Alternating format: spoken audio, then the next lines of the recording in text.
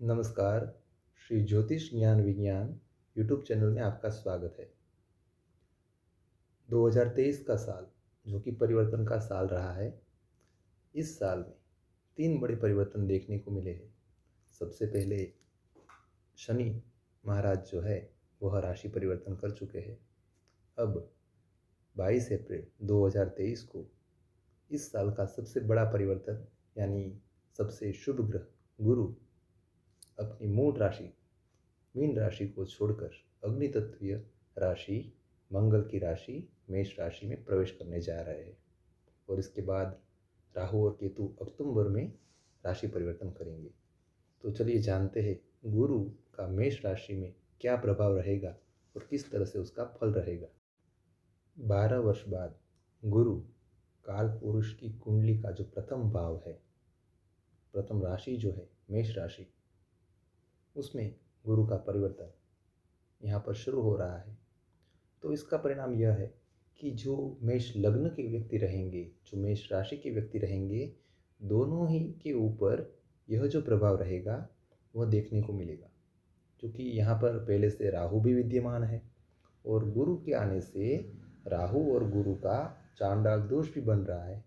तो ऐसी अवस्था में मेष राशि जो कि अग्नि तत्वीय राशि है, उस पर इसका क्या प्रभाव रहेगा, किस तरह से 2023 का साल है वह मेष राशियों के लिए अपनी किस्मत बदलने वाला रहेगा, इसके बारे में हम आज चर्चा करेंगे। तो चलिए शुरू करते हैं आज का गुरु का राशि परिवर्तन। 9 ग्रहों में अगर किसी को सबसे शुभ ग्रह कहना हो तो निस्संदेह गुरु उसमें सर्वप्रथम श्रेणी में आएंगे। क्योंकि हमारे यहाँ तो कहावत भी है कि जिसका गुरु बलवान उसका चेला पहलवान। तो इसी आदर्श को देखते हुए यहाँ पर गुरु है वह मेष राशि के लिए भाग्य भुवन और द्वादश भुवन दोनों के स्वामी बनकर यहाँ पर वह बैठ रहे हैं लग्न में। तो लग्न में गुरु का बैठना मेष राशि के लिए किसी वरदान से कम नहीं होगा। दूसरी बात, शनि की दृष्टि भी इस पर पड़ेगी, तो परिणाम स्वरूप किसी न किसी वजह से व्यक्ति का विकास जो है वह उन्नत मार्ग पर चलेगा। अब ध्यान देने योग्य बात यह है कि यहाँ पर पहले से ही राहु महाराज विद्यमान है और गुरु के वहाँ आने से चांडाल दोष बनता है। तो सबसे पहले आपके अंदर अगर कोई चारित्रिक दुर्बलताएं है, चारित्रिक दुर्बलता के कारण आपका जीवन में भटकाव जो है किसी अनीति के मार्ग में हो रहा है, तो वहाँ पर आपको ब्रेक लगानी है। क्योंकि गुरु की दृष्टि में अमृत है। गुरु के लिए कहा गया है कि गुरु जिस स्थान पर बैठते हैं वहाँ पर वह उस स्थान का नाश करते हैं और जहाँ पर वह दृष्टि करते हैं वहाँ पर वह अमृत की वर्षा कर देते हैं। अब राहु के लिए यह कहा गया है कि जिस स्थान पर वह बैठते उसमें वृद्धि करते हैं और जहाँ पर वह दृष्टि करेंगे वहाँ पर पाप क्षमता में वृद्धि होगी। तो परिणाम स्वरूप राहु की दृष्टि में आनी है और गुरु की दृष्टि में अमृत है। तो यहाँ पर गुरु की जो दृष्टि रहेगी वो पंचम भुवन, सप्तम भुवन और नवम भुवन, इन तीनों पर उसकी दृष्टि रहेगी। और किसी न किसी वजह से राहु के कारण जो जीवन में दिक्कतें आ रही थी उसमें यहाँ पर गुरु के आने से आपको ज़्यादा से ज़्यादा लाभ होगा। लेकिन सबसे एक महत्वपूर्ण बात यह भी रहती है कि अगर आपके आपकी व्यक्तिमत्ता में, आपके व्यक्तित्व में कोई चारित्रिक दुर्बलताएं है तो वहाँ पर आपको ब्रेक लगानी है। वहाँ पर कोई अनीति के मार्ग पर आपको नहीं जाना है, जिसके कारण आपका गुरु बेटर रहेगा। अब देखिए यहाँ पर शनि की भी जो दृष्टि रहेगी, शनि अभी आपकी एकादश भुवन में बैठे हैं। अपनी काल पुरुष की कुंडली में भी एकादश भुवन जो रहता है वह सर्वाधिक शुभ रहता है।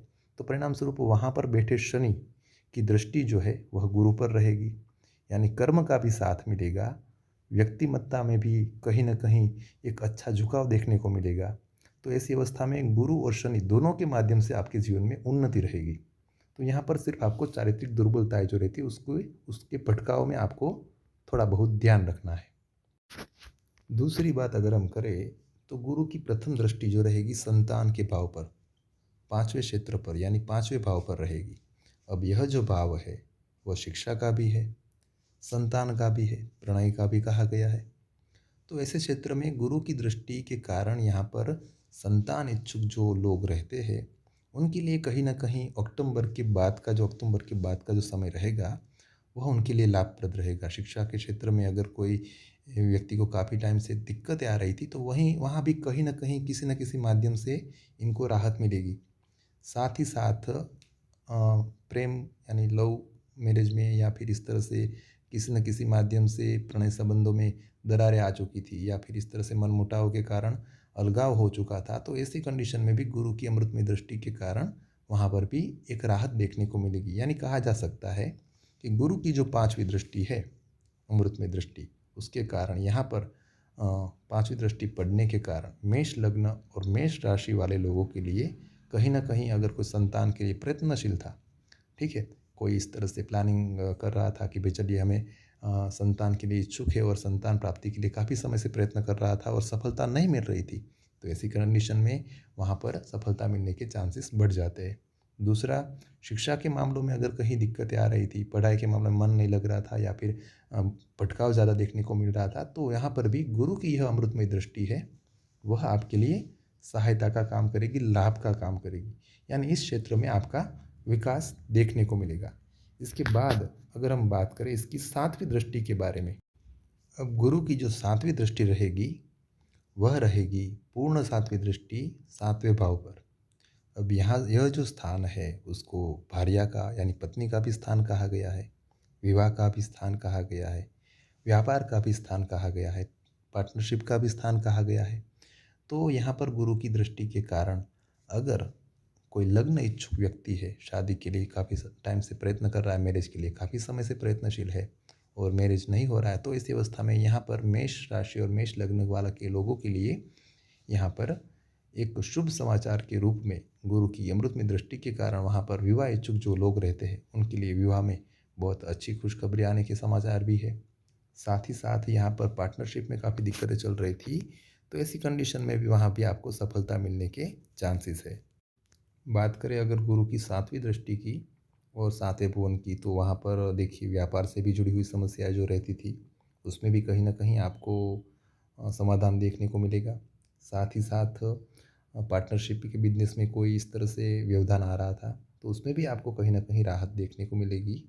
यानी कह सकते हैं कि व्यापार के क्षेत्रों से जुड़ी हुई कोई भी समस्याएं थी तो उसमें यहाँ पर आपको समाधान देखने को मिलेगा, समस्याओं का हल होता हुआ देखने को मिलेगा। अगर बात करें हम गुरु की नौवीं अमृतमय दृष्टि के बारे में, तो गुरु की जो नौवीं दृष्टि रहेगी वह भाग्य स्थान पर रहती है। अब यह भाग्य स्थान जो है वह भाग्य का भी स्थान है, पिता का भी स्थान है और साथ ही यह धर्म का भी स्थान है। यानी कहने का मतलब यह है कि यहाँ पर सीधे तौर पर आपके जीवन में धर्म में वृद्धि होगी। साथ ही साथ आपका भाग्य जो आपको साथ नहीं दे रहा था वहाँ पर भी कहीं ना कहीं आपको भाग्य का सपोर्ट देखता हुआ नजर आएगा। पिता के आरोग्य को लेकर अगर कोई चिंताएं हो रही थी तो वहाँ पर भी आपको कोई शुभ समाचार मिल सकता है। और यहाँ पर धर्म में भी आपके जीवन में वृद्धि होगी, कोई नए धार्मिक प्रसंग हो सकते हैं, भाग्य का साथ मिल सकता है। पिता से आरोग्य से जुड़ी हुई कोई समस्याएं थी तो वहाँ पर भी राहत के समाचार देखने को मिल सकते हैं। अब यह जो राशि परिवर्तन के कारण जो मैं आपको बात बता रहा हूँ, यह गुरु की अमृतमय दृष्टियों के कारण जो परिवर्तन हो रहा है उसके आधार पर बता रहा हूँ। लेकिन इसके अलावा आपके जन्म समय में आपका गुरु जो है वो किस अवस्था में है, किस क्षेत्र में है और किस अंश पर है, उस पर भी निर्भर करता है। तो इस पूरे गुरु की राशि परिवर्तन के सार के रूप में अगर हम कहना चाहे तो यथार्थ रूप से इतना कह सकते हैं कि गुरु का यह राशि परिवर्तन मेष राशि और मेष लग्न वाले लोगों के लिए सर्वाधिक शुभ रहेगा। इसके अलावा अगर आप गुरु के द्वारा शुभता में वृद्धि हो ऐसा चाहते हैं या इस गोचर का और ज़्यादा लाभ उठाना चाहते हैं तो ऐसी कंडीशन में आप नहाने के पानी में एक चुटकी हल्दी डालकर नहाया कीजिए, या फिर आप अपने माथे पर हल्दी का तिलक लगाया कीजिए। इसके अलावा गुरुवार का उपवास भी कर सकते हैं और साथ ही साथ अगर आप पुखराज रत्न धारण करते हैं तो इसी अवस्था में आपके गुरु ग्रह के द्वारा जो भी आपकी शुभता है उसमें आपको वृद्धि देखने को मिलेगी, उसके अच्छे परिणाम देखने को मिलेंगे। फिर भी अगर आपका कोई प्रश्न है तो आप कमेंट के माध्यम से पूछ सकते हैं। अगर हमारे द्वारा दी गई जानकारी आपको अच्छी लगी हो तो आप हमारे चैनल को लाइक करें, सब्सक्राइब करें और शेयर करें। मैं ऐसे वीडियो के माध्यम से आपके साथ जुड़ा रहूँगा। धन्यवाद।